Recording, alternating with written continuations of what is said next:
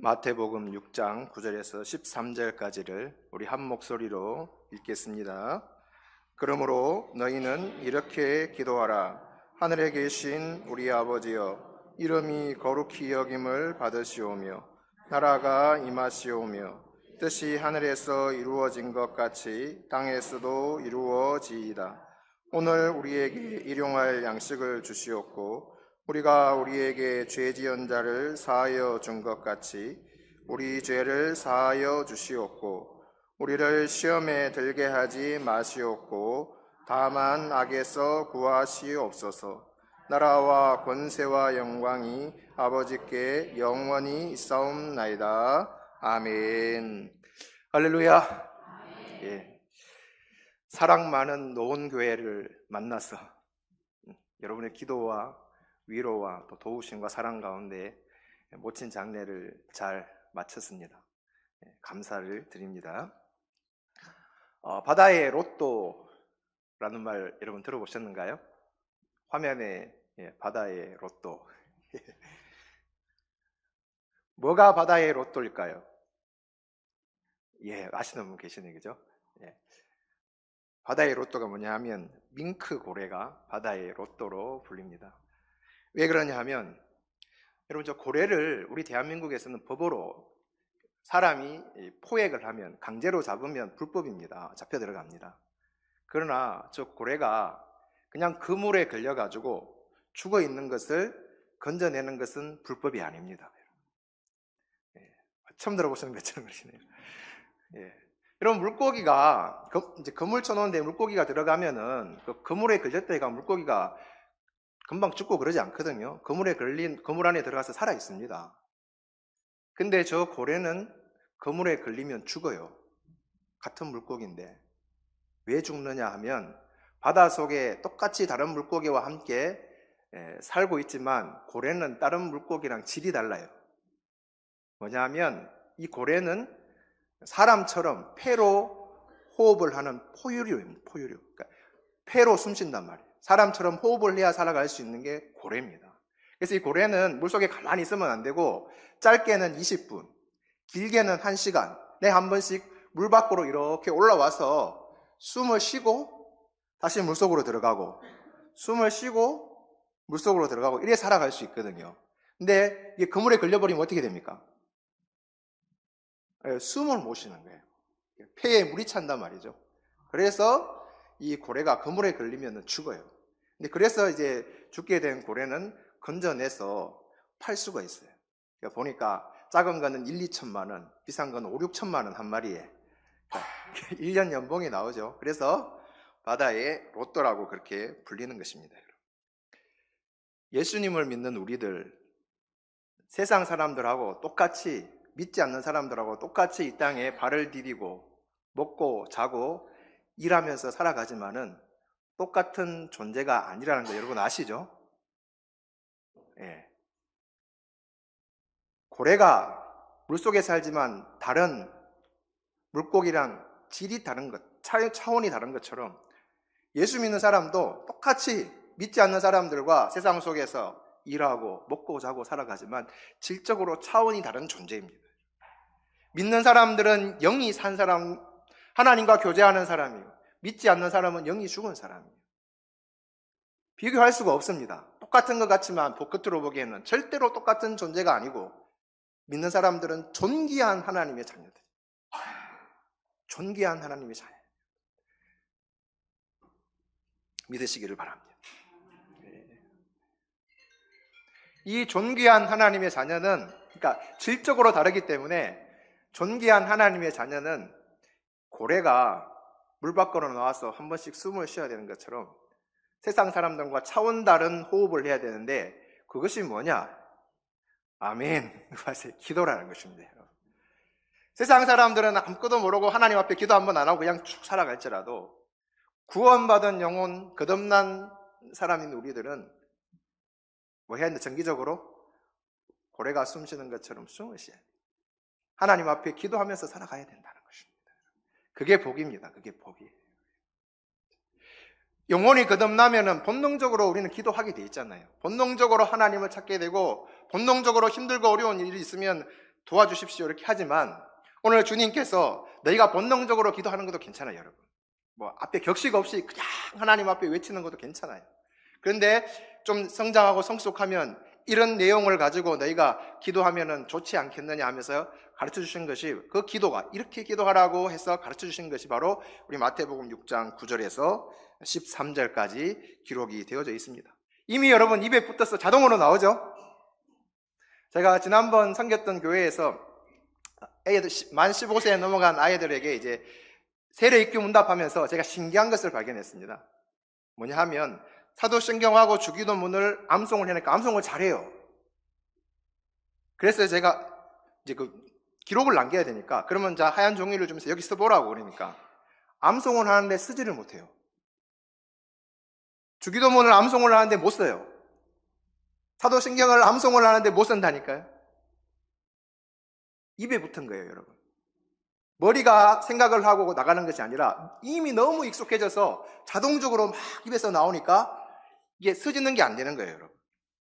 왜 이 말씀을 드리냐 하면 우리는 너무 익숙해져서 이 기도를, 주기도문을 너무 입버릇처럼 쉽게 생각 없이 할 때가 많다는 거예요. 사도신경도 마찬가지로 너무 우리가 익숙해져 있고 입에 붙어 있기 때문에 깊이 생각 안 하고 그냥 할 때가 많다는 것입니다. 그래서 오늘 한번 생각해 봅시다. 오늘 주님께서 가르치신 기도에 보면 9절 말씀에 하늘에 계신 우리 아버지여 라고 처음에 이렇게 하라고 말씀하십니다. 그러니까 우리가 기도하면 기도를 들으시는 분이 누구라고요? 하늘에 계신 우리 아버지. 여러분, 하늘에 계신 분이 여러분의 아버지가 맞습니까? 정말입니까? 언제 어떻게 그래 됐습니까? 언제부터? 믿을 때부터. 할렐루야. 우리가 하늘에 계신 분을 아버지라고 부를 수 있게 된 것은 우리의 힘으로 된 것이 아니라 하나님의 은혜로, 하나님의 은혜로 말미암아 우리가 하늘에 계신 분을 우리의 아버지로 부를 수가 있게 된 것입니다, 여러분. 요한복음 1장 12절 말씀해 보면, 요한복음 1장 12절 아시죠? 영접하는 자, 곧 그 이름을 믿는 자들에게는 하나님의 자녀가 되는 권세를 주셨으니, 제가 제일 좋아하는 성경 말씀입니다. 나는 하나님의 자녀예요, 여러분. 세상 사람들과 똑같은 차원의 사람이 아니에요. 하나님의 자녀예요. 그러니까 하나님의 아버지가 되시죠. 갈라디아서 4장 6절 말씀해 보면, 갈라디아서 4장 6절에 너희가 아들이므로 하나님이 그 아들의 영을 우리 마음 가운데 보내사 아빠, 아버지라 부르게 하셨느니라. 우리 힘으로 그렇게 부를 수 있게 된 것이 아니고 예수님께서 말씀하신 보혜사 성령께서 우리 마음에 찾아오셔서 우리로 하여금 하늘에 계신 그분을 아빠, 아버지라 부를 수 있도록 은혜를 베풀어 주셨다는 것입니다. 하나님 모르는 사람은 절대로 하늘에 계신 분을 향해서 아빠, 아버지라 부를 수가 없는 것입니다. 하늘에 계신 그분을 우리가 아버지라고 부를 수 있는 것만 해도 얼마나 행복한 일인지, 얼마나 감사한 일인지 모르는 것입니다. 자, 그러면 하늘에 계신다 그랬는데, 그 아버지가 하늘에 계신다 그랬는데, 그 하늘은 저 멀리 아득한 곳에 있는 하늘을 말할까요? 옛날 어르신들이 구만리 장천이라는 표현을 많이 쓰죠. 구만리 장천. 저 까마득한 하늘, 거기에 계시는 걸까요? 그런 표현이 아니에요. 이 하늘에 계신다는 것은 여러분, 그 하늘이 어디에서부터 시작됩니까? 땅 바로 위에서부터 하늘입니다. 믿으시길 바랍니다. 땅 바로 위에부터 하늘 아닙니까? 보통 우리 하늘 하면 저 위에 새가 날아다니고 해달별이 있는 이 하늘을 생각하거든요. 근데 다시 생각해 보십시오. 눈을 밑으로 내려가지고 땅 바로 위에부터 하늘이 시작됩니다. 맞죠? 땅 바로 위에부터 공기가 있잖아요. 땅 바로 위에부터. 그래서 저는 이렇게 해석을 합니다. 하늘에 계신다는 것은 땅 바로 위에부터 어느 곳에나, 세상 어느 곳에나 무소부재하시다. 모든 곳에 계시는 분이 바로 우리 아버지시라는 것입니다. 그래서 시편 기자는 이렇게 노래합니다. 시편 139편 8절에서 10절까지 내가 하늘에 올라갈지라도 거기 계시며 소울에 내 자리를 펼지라도 거기 계시니이다. 내가 새벽 날개를 치며 바다 끝에 가서 거주할지라도 거기서도 주의 손이 나를 인도하시며 주의 오른손이 나를 붙드시리이다. 하늘을 가도 엄부 지옥까지 내려가도 바다 끝까지 가더라도 어느 곳에 가더라도 그곳에 누가 계셔요? 하나님이 계신다. 하늘에 계신다는 것은 어느 곳에 계신다는 것을 우리가 이야기할 수가 있는 것입니다, 여러분. 그 어느 곳에나 계시는, 어디에나 계시는 하나님 아버지께 우리가 기도하는 것입니다. 9절 뒷부분에 보면 계속 기도가 이어지는데, 이름이 거룩히 여김을 받으시오며. 이름이 거룩히 여김을 받으시오며. 여러분 질문할게요. 하늘에 계신 우리 아버지의 이름이 무엇입니까? 우리가 믿는 하나님 아버지의 이름이 무엇입니까, 여러분? 아멘, 할렐루야. 여호와라고 대답해 주셔서 감사합니다. 모르는 분들이 많아요. 하나님의 이름은 하나님 아닙니까? 하나님은 영어로 말하면 가시고, 한자로 쓰면 신입니다. 신이라는 표현이고, 그 이름, 우리가 믿는 하나님의 이름은 여호와 하나님. 그래서 십계명에 보면 너는 내 하나님 여호와의 이름을 망령되이 일컫지 말라, 이렇게 가르쳐주지 않습니까? 그래서 우리가 아버지 이름 알아야죠. 근데 아무 생각 없이 다니다 보면은 잘 몰라요. 어떤 사람들은 물어봤는데 뭐지요? 이렇게 하는 분이 있는데 분명히 알아야 됩니다. 하늘에 계신 우리 아버지의 이름은 여호와 하나님. 모세에게는 나는 스스로 있는 자다. I am that I am. 그게 바로 여호와입니다. 여호와, 우리 하나님의 이름, 그 여호와의 이름이 거룩히 여김을 받으시오며. 어떻게 하면 하나님의 이름이 거룩하게 여김을 받으실 수 있을까요, 여러분? 구원받은 우리가, 하나님의 자녀된 우리가 하나님의 자녀답게 하나님의 말씀에 순종하여 사랑하고 섬기며 세상의 빛과 소금으로 살아갈 때에 여호와 하나님의 이름이 거룩히 여김을 받으실 수 있다는 것입니다. 지금 코로나 지나면서 우리 하나님의 이름, 여호와 하나님의 이름이 많이 땅에 떨어졌어요. 하나님의 백성들이 좋지 못한 모습을 너무 많이 보여줬어요. 그러나 우리가 회개하고 더 좋은 모습으로 이 땅에서 살아간다면 우리 대한민국 땅에서, 아니면 전 세계에서 우리를 통해서 여호와 하나님의 이름이 거룩히 여김을 받게 되실 것입니다. 그것을 위해서 기도해라고 주님께서 말씀을 하셨습니다. 그 다음에 10절 보면 나라가 임하시오며 이렇게 말하고 있습니다. 나라가 임하시오며. 이 나라는 어떤 나라일까요? 하나님의 나라. 하나님의 나라, 천국이 두 글자로 천국이 이 땅에 임하도록 기도하라 그랬습니다. 자, 질문을 할게요. 하나님의 나라는 공산주의 국가입니까? 하나님의 나라는 민주주의 국가입니까? 하나님의 나라는 공산주의 국가도 아니고 민주주의 국가도 아닙니다.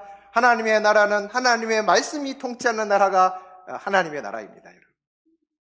여러분, 민주주의는 다수결로 다 가잖아요. 하나님의 나라는 다수결이 아닙니다. 한 사람만 찬성하더라도 그게 하나님의 뜻이면 그쪽으로 가는 것이 하나님의 나라입니다.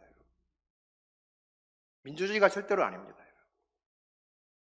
하나님의 뜻을 따라 모든 사람들이 살아갈 때 이 땅에 하나님의 나라가 온전히 이루어지게 되는 것입니다.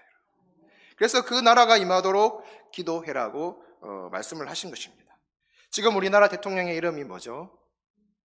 윤석열 대통령입니다. 그분이 예수 믿는 사람인가요? 잘 모릅니까? 제가 보니까 예수님 안 믿는 사람 같아요. 그죠? 안 믿는 사람이에요. 그러면 하나님은 예수 안 믿는 사람하고 전혀 상관을 안 하십니까? 아닙니다. 하나님은 예수님을 전혀 모르고 하나님을 전혀 모르는 사람을 통해서도 하나님의 거룩한 구원의 역사를 이루어 가십니다. 여러분. 이스라엘 백성들이 바벨론의 포로로 끌려갔을 때 70년 포로 생활했잖아요. 그 70년 포로 생활이 끝나갈 무렵에 하나님께서 누구를 통해서 그들로 하여금 예루살렘에 돌아가게 하셨습니까? 할렐루야.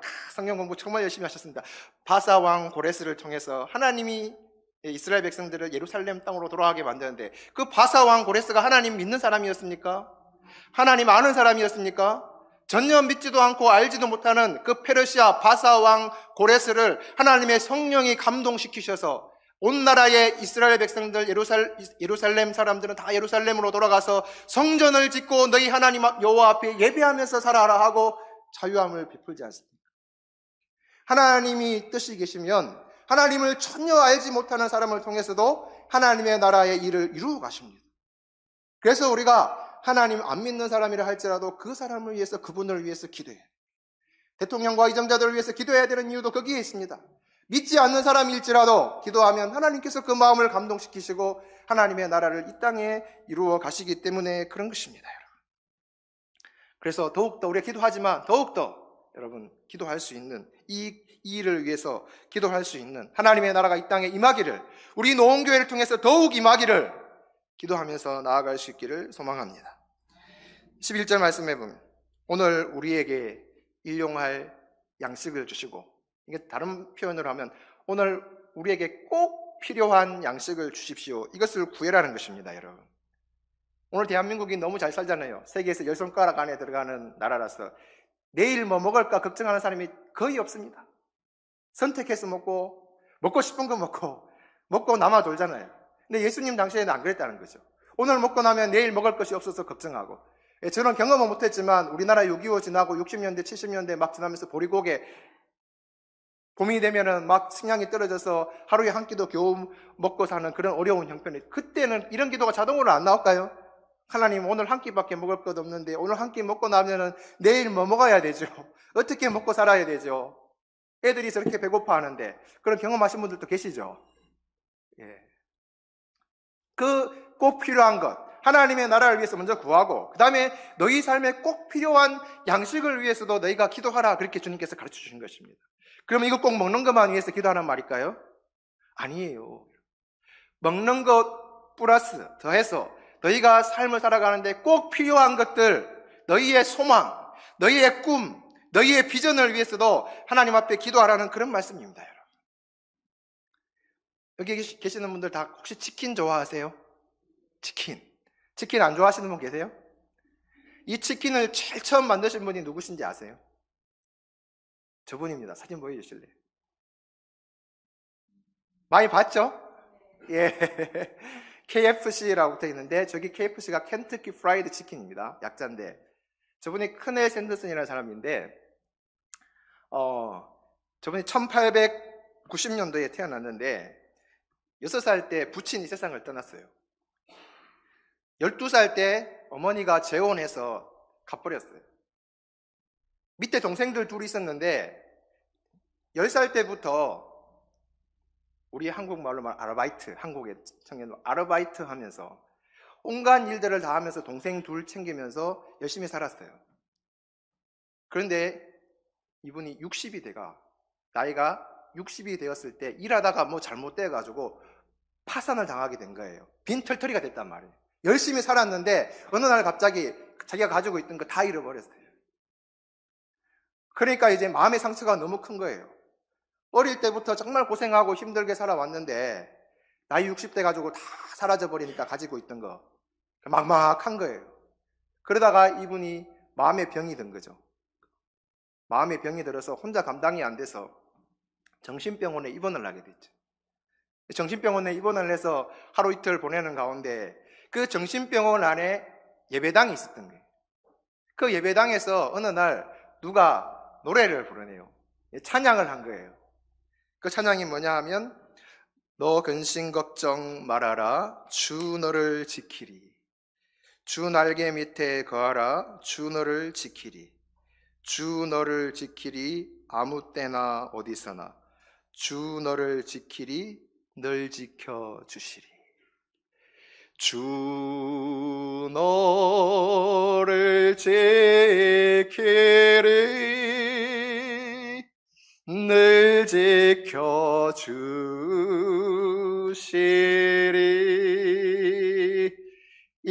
한 여인이 이 찬양을 하고 있는데 이 찬양을 듣고 이분이 은혜를 받았어요. 은혜를 받아가지고 마음이 치유되고 정신병원으로 퇴원해가지고 하나님 앞에 이제 회개 기도하고 하나님 제가 잘못했습니다. 회개 기도하고 하나님 이제 앞으로 어떻게 살아가야 되죠?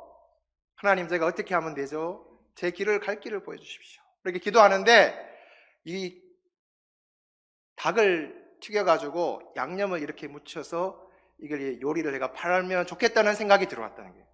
그분이 하나님 주신 생각이었다. 근데 그 생각대로 닭을 튀겨가지고 소금하고 먹개소금하고 조금 양념을 해가지고 이분이 이제 작은 부스를 만들어서 이 치킨, KFC, 켄터키 프라이드 치킨을 팔기를 시작하는데 불티나게 팔려가더라는 거죠. 그래서 점포를 1개, 2개, 3개, 4개 늘리고 지금은 전 세계적으로 많은 곳에, 많은 나라에 저 KFC 치킨이 들어가 있잖아요. 그죠? 그래가지고 저분이 60에 파산을 했는데 80이 되었을 때 억만장자가 된 거예요. 저 켄터키 프라이드 치킨 해가지고. 그래서 자가용 비행기를 구입해가 80 됐을 때는 내려놓고, 일하는 거 내려놓고 자가용 비행기 타고 뭘 했느냐, 자기에게 은혜를 베풀어 주신 그 하나님을 간증하면서 이 교회 저 교회 다녔다. 이 얘기를 누가 했냐면 조용기 목사님이 직접 저분에게 들었답니다. 그 간증을 하시더라는 거죠. 우리가 무엇을 구해야 될까요? 일용할 양식 꼭 필요한 것도 구해야 되지만 저분은 나이 60이 돼서 파산했는데 80에 억만장자가 됐다네요. 나이가 들어도 연세가 많아도 하나님, 저에게도 하나님 부르시는 그날까지 꿈과 비전을 주십시오. 하나님의 교회를 위해서 제가 할 일을 보여주시고 이 나라와 이 땅을 위해서 할 일을 보여주십시오. 하나님 앞에 기도하면 하나님께서 인도하신다. 그래서 꼭 필요한 거 구해라 말씀하시는 것입니다. 그 다음에 12절에 우리가 우리에게 죄 지은 자를 사하여 준 것 같이 우리 죄를 사하여 주시옵고 했습니다. 죄 용서를 위해서 기도해라는 것입니다. 우리 연약하다 보니까 넘어질 수 있다는 주님이 이미 알고 계셨죠. 그죠? 하나님을 믿지만 하나님의 백성들이지만 우리가 살아가는 삶 속에서 잘 살아볼게요 해놓고 넘어지고 잘 살아볼게요 하고 넘어지고 잘 살아볼게요 하고 넘어지고 가 넘어졌을 때 어떻게 하라고요? 넘어진 채로 있지 말고 하나님 앞에 나와서 용서해 주세요. 하나님, 제가 잘 살아보려고 했는데 또 실수하고 넘어지고 또 잘못하고 넘어졌습니다. 하나님 용서해 주십시오.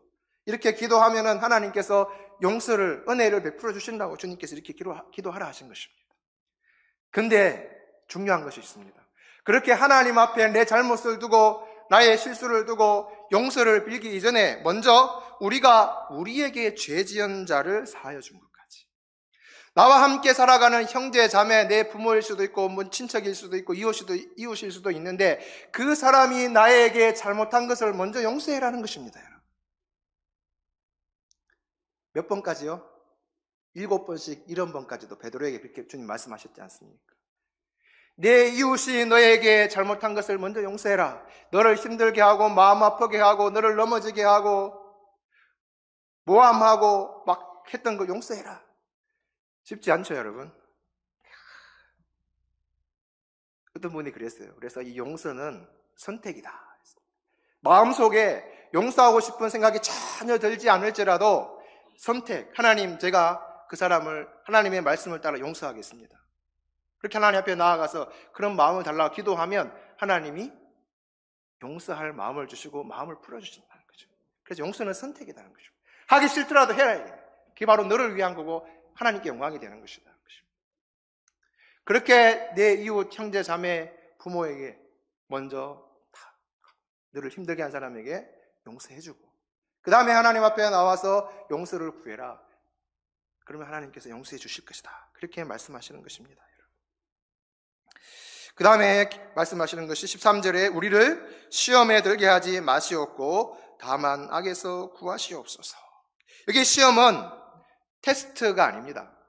그 아브라함에게 이삭을 바치라는 건 테스트가 아니고 유혹을 말하는 거예요. temptation. 육신의 정욕, 안목의 정욕, 이생의 자랑. 더 먹고 싶고 더 가지고 싶고 더 누리고 싶은 것으로 인해서 다가오는 그런 유혹들, 어둠의 권세가 주는 그런 유혹이 있다는 것입니다. 여러분, 어린아이에게는 어린아이에 해당하는 유혹이 있고 청년들에게는 청년에 해당하는 유혹이 있고 연세 많으신 분들에게는 유혹이 전혀 없는가요? 연세 드신 분들에게도 또 찾아오는 또 다른 유혹이 있지 않습니까? 하나님 부르시는 그날까지 유혹에서는 완전히 자유할 수는 없다는 것이죠. 그래서 이 시험에 들게 하지 마시옵고 그 시험에 빠지지 않도록 하나님 앞에 기도하라고 말씀하시는 것입니다. 그리고 다만 악에서 구하시옵소서. 악한 것에서, 악한 사람으로부터, 나를 넘어지게 하는 것들로부터 하나님 구원해 주십시오. 이렇게 기도하라고 가르쳐주고 있는 것입니다. 오늘 여러분의 말씀을 우리가 들었습니다. 좀 그냥 막 입으로 할 때보다는 조금 의미가 새겨졌습니까? 우리가 기도할 때 정말 이렇게 이 주님께서 가르쳐 주신 기도를 다시 한번 내 마음속에 새기고 하나님의 나라가 임하고 하나님의 이름이 거룩히 여김을 받고 또 그 하나님의 영광을 위해서 우리가 하나님 앞에 꼭 필요한 것들, 꿈과 비전을 이루는 그런 기도를 하나님 앞에 드리면서 이 땅에서 아름답게 하나님의 나라를 만들어가는 우리의 삶이 될 수 있기를 소망합니다. 기도하겠습니다. 살아계시는 하나님 감사합니다. 놀라운 은혜와 사랑으로 우리를 구속하시고 하늘에 계신 그분 하나님을 아버지라 부르며 믿음의 삶을 살게 하신 것을 감사를 드립니다. 특별히 오늘 주님 가르치신 기도를 다시 한번 마음에 새깁니다. 우리가 하나님의 나라가 이 땅에 이루어지기를 소망하며 꿈꾸며 기도하며 믿음으로 나아가는 우리 모든 성도들이 되게 도와주시옵소서. 우리 노원교회를 통해서, 우리 노원교회 성도님들 한 분 한 분을 통해서 아름다운 하나님의 나라가 이 땅에 놀랍도록 임하는 그 역사를 경험하고 보게 하여 주시옵소서. 예수님의 이름으로 기도드리옵나이다. 아멘.